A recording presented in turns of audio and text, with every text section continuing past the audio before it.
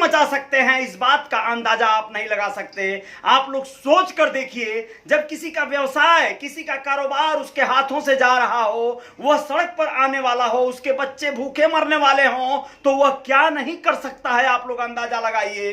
दोस्तों, आप लोगों को आज मैं लिए चलता हूं उत्तर प्रदेश के गोरखपुर जनपद, जहां से आदरणीय योगी आदित्यनाथ जी, जो कि सूबे के मुखिया हैं, वह संसदीय क्षेत्र से पहले सांसद रहा करते थे, लेकिन अब तो उत्तर प्रदेश उनके हाथों में है। गोरखपुर का नगर निगम इन दिनों क्या अफरी तफरी मचाया हुआ है, किस तरह से कुछ लोगों को, गरीबों को बेरोजगार करने पर आमादा है, आप लोगों को इसका खुलासा करेंगे। और गोरखपुर में योगी आदित्यनाथ जी का जो वर्चस्व और उनका अपना गृह जनपद कहा जा सकता है, जहां से गोरक्षनाथ मंदिर से वह राजनीति करते हैं, उनके ही देख रेख में कहीं न कहीं नगर निगम को ऐसा सह कैसे मिल गया कि इतनी बड़ी आपदा सीधे कुछ गरीबों को, वहां के स्थानीय लोगों को, गोरखपुर जनपद के रहने वाले लोगों को बेरोजगार कैसे कर दिया गया। सीधे आप लोगों को बताते हैं पूरी बात। नौका विहार आप लोग जानते हैं, जो गोरखपुर जनपद में एक ऐसा स्थान है, नौकायन, जो पर्यटन स्थल के रूप में जाना जाता है, जहां पर बहुत सारे लोग अपने बच्चों के साथ घूमने जाते हैं, पर्यटन करने जाते हैं, वहां की शोभा बढ़ाए थे कई वर्षों से कुछ ऐसे गरीब लोग जो स्थानीय भी हैं और जनपद के अलग अलग शहरों से, अलग अलग कस्बों से आते हैं, और वहां पर वो लोग अपना ठेला खुमचा दुकान लगाकर अपना जीविकोपार्जन करते थे। वो अपना भुट्टा बेचते थे, चाय बेचते थे, बंद पाव बेचते थे, और ऐसे छोटे छोटे रोजगार करके वह लोग अपना घर चलाते थे। उनमें से एक नाम आता है अमित राजा चाय वाला। आज सुबह मैं सोशल मीडिया पर अमित राजा चाय वाला, जो वहां पर एक फेमस पर्सनालिटी के रूप में जाने जाते हैं, चाय बेचता है वो लड़का, अपना गरीब परिवार से आता है और चाय बेचकर अपनी दिनचर्या चलाता है, अपना घर चलाता है बड़े मशक्कत से।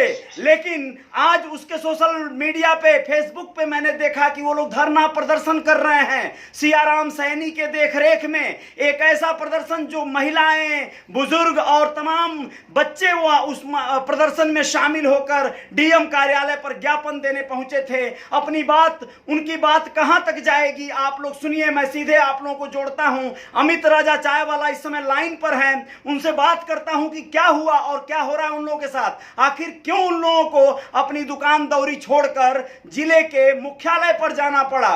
हेलो अमित राजा चाय वाले। हाँ सर, प्रणाम। प्रणाम प्रणाम भाई, क्या हाल है? सब बढ़िया है। अब तो सर थोड़ा सा बेकार हो गया है इस समय। हम लोगों की स्थिति समझ लीजिए, बहुत परेशानी चल रही है। जो आज नौका विहार पे हम लोगों की स्थिति, कम से कम रोजी रोजगार था। हम लोग अपने ठेले खोमचे लगा करके जीव को पार करते थे, अपने खाते पीते थे। अच्छा, परिवार को हम तमाम समस्याएं अब आ गई हम लोग सिर पे। क्या हो गया आखिर, क्यों ऐसा हुआ? वहां पर आवंटन हुआ था कुछ, जो कियोस्क बनाए थे लोग, वहां दुकानें बनाए थे नगर निगम ने, तो उसमें आप लोग फार्म डाले थे अपना। नेटवर्क में नहीं हो क्या अमित राजा? पहले नेटवर्क में आओ आप, जरा आवाज ब्रेक हो रही है आपकी। हाँ सर। हाँ, क्या हुआ वहां पर? हाँ सर, जैसे कि वहाँ पर हम लोगों ने अपना जितने भी ठेले वाले जो प्रॉपर 4 साल 5 साल से लगा रहे थे ठेले, कई सालों से, मतलब हम लोग लगातार वहाँ पर अपने परिवार का जीविकोपार्जन करते थे। तमाम समस्याओं का हम लोग वहीं से अपना ठेला लगा करके हल करते थे जी। आज वो जो कि वो पीछे जो कियास बना है सर, वो हम लोगों की से हाथ से हट गया है, हाथ से दूर चला गया है। क्योंकि कल जो है जितना सब A to Z दौड़ करके, मतलब हम लोग अपना दुकान छोड़ करके अपने फार्म को भरा, और फार्म को भरने के बाद में आज कल उसका डेट आया था। तो वहां पर जब हम लोगों ने गया जीडीए, यहाँ जीडीए के पास में गया सर, तो जीडीए में हम लोगों की 11 बजे टाइमिंग थी और सब लोगों को बुलाया गया था। कितने लोगों को मैसेज गया था, कितने लोगों को मतलब फोन से बुलाया गया था। अच्छा, तो हम लोग वहां पर जब पहुंचे, तो वहां पर पहुंचने के बाद में जो कि पिछड़ी, अनुसूचित और जनरल, ये 3 कैटेगरीजों में हाँ ठीक है, तो जिसमें से पूरा 34 दुकानें हैं, तो 4 दुकानें जो है कि सर प्राइवेट में रखा गया था। हाँ। अभी प्राइवेट में कुछ क्लियर नहीं हो रहा था कि मतलब ये 4 दुकानें प्राइवेट में किसके लिए है, कहाँ पर किसके हाथ में आएगा। अच्छा। और रही बात 30 दुकानों में, तो 30 दुकानों में उसमें 8 दुकानें जो है कि पिछड़ी वालों को लिए, और और जो है कि कुछ दुकानें 16 दुकानें जो है कि मतलब जैसे जर्नल वालों के लिए। अच्छा। और कुछ दुकानें जो है कि अनुसूचित वालों के लिए था। अच्छा। तो अब उसमें से अनुसूचित वालों को जब सब लोग बारी बारी से नंबर से लाइन से नाम जब बोलने लगे, जी। तो जो लोग मतलब वहां पर कितने सालों से दुकान लगा रहे थे उन लोगों का नाम ही नहीं था। बताइए सर, इतनी फार्म भर करके, इतने जो हम लोग भाग दौड़ करके, और जो लोग फार्म भरे थे उन लोगों का फार्म वाला नाम ही नहीं था। तो सुना आप लोगों ने, ये दुर्भाग्यपूर्ण स्थिति रही है। अमित राजा चाय वाला बता रहा है कि जब यह लोग वहां पर गए तो पहले तो कैटेगराइज कर दिया गया, पिछड़ी, अनुसूचित और सामान्य कैटेगरी में बांट दिया गया। ये तो ठीक है, लेकिन उसके बावजूद वहां पर जो लोग बरसों बरस से अपनी जीविका चला रहे थे, जो लोग अपनी दुकानें चला रहे थे, जिन लोगों का परिवार वहां से जी खा रहा था, उन लोगों का किसी का नाम नहीं आया। 4 दुकानें प्राइवेट कर ली गई, सिक्योर कर ली गई। वो न जाने किन वीआईपीज को दी जाएंगी या नगर निगम अपने पास रखेगा। लेकिन अब आप लोगों को बताएं कि डूडा और नगर निगम के ये मिले प्रकल्प ने 30 दुकानों को जो आवंटित किया, वो वहां पर जीविकोपार्जन करने वाले किसी लोगों का नहीं निकला। वो न जाने कहां से कौन लोगों का निकल गया, ये लोग खुद ही हैरान हैं। वहां पर जो लोग अमित चाय लगाते थे, जो भी ठेला लगाते थे, उन लोगों का नहीं निकला है 30 में से। नहीं सर, उसमें से सिर्फ 1-2 लोगों का निकला है। बाकी सर उन लोगों का निकला है जिसका मतलब हम लोगों ने कभी नौका विहार पर चेहरा तक नहीं देखा, दुकान तक नहीं देखा। अच्छा। लॉटरी में डन हो गया, उनका मिल गया। अच्छा। हम लोग जो है कि ताकते रह गए। तो सुना आप लोगों ने, ये भी आप स्पष्ट जान लीजिए कि यह बता रहे हैं कि 1-2 लोगों का दिखाने के लिए, यानी हाथी का दांत दिखाने वाला कुछ और, खाने वाला कुछ और, वैसे ही नगर निगम गोरखपुर हमारा हाथी का दांत वाला प्रदर्शन और करामात कर दिया इन लोगों के साथ, इन गरीबों के साथ। यही अभी कोई बड़े किसान आंदोलन के सामने मोदी सरकार 1 वर्ष से ज्यादा समय ली, लेकिन झुक गई। लेकिन इन दुकानदारों के सामने योगी सरकार को भी झुकना होगा। ऐसा लगता है कि एक बड़ा आंदोलन का रुख देना पड़ेगा, लेकिन ये मुट्ठी भर दुकानदार क्या सरकार की लाठियों के सामने टिक पाएंगे? वहां पर घोड़े की टापों को जो कुछ दिनों से सुनाया जा रहा था, उसके सामने इनकी चीखें क्या दब नहीं जाएंगी? अब आप लोगों को तय करना है दोस्तों कि अमित राजा चाय वाले जैसे, या सियाराम सैनी जैसे, अवनीश सहानी जैसे, अजय निगम जैसे, ऐसे तमाम जो लोग वहां पर महीनों से, वर्षों से अपना ठेला लगा रहे थे, अपनी दुकानदारी चला रहे थे, या वैसे तमाम नाम हैं, इतनी महिलाएं हैं, विधवा महिलाएं हैं, इनके लोग घरों में कमाने वाले नहीं हैं, ऐसे लोग वहां पर ठेला लगाते थे, अपना जीविकोपार्जन चलाते थे। वहीं बगल में सुरहिया टोला है, उस टोले की तमाम महिलाएं वहां पर आकर, उस गांव की स्थानीय महिलाएं, वो जिनके जमीनों में नगर निगम कहिए, सर्किट हाउस कहिए या नौका विहार कहिए, ये सब बसा हुआ है। उनके पूर्वजों से वो जीडीए ने उसे टाई अप कर लिया था, उसे अधिग्रहण कर लिया था, कुछ मामूली से रुपए उन्हें दे दिए गए थे। उन जमीनों में ये डेवलप हुआ है और आज उसके एवज में उन्हें ये खामियाजा, ये दिन देखना पड़ रहा है कि उन्हें वहां से बेदखल कर दिया जाएगा। कियोस्क जैसे ही शुरू हुआ, यानी 34 दुकानें जो बनाया है नगर निगम ने, वैसे इनको वहां से हटा दिया जाएगा, भगा दिया जाएगा। सोचिए, 1-2 लोगों को, 4 लोगों को भी अगर वहां दुकान लगाने वाले लोगों को मिला है, तो बाकी ये जो लोग हैं 26 लोग, 25 लोग, ये बाहरी लोग कहां से आ गए भैया? जिन लोगों का कभी नाम नहीं सुने थे लोग, पैसे वालों ने अपना काम कर दिया, पैसा दिया, उनके नाम का अलॉटमेंट हो गया। अब वो इन्हीं को नौकर रखेंगे और अपने कियोस्क से मोटी कमाई करेंगे और ये लोग अब वहां मजदूरी करेंगे। ये है भारतीय जनता पार्टी सरकार की नीतियां। और अगर इन गरीबों की आवाज दबी और कुचल दी गई तो न्याय नहीं है इस देश में, इस सरकार में, यही कहा जाएगा। आप लोग कितना सहमत है इस बात से? अमित, क्या लगता है, अधिकारियों ने, किसी ने बात किया आप लोगों से? सर, जब उस समय लॉटरी का सिस्टम जब गया था, लोगों का नाम लिस्ट में जी, कुछ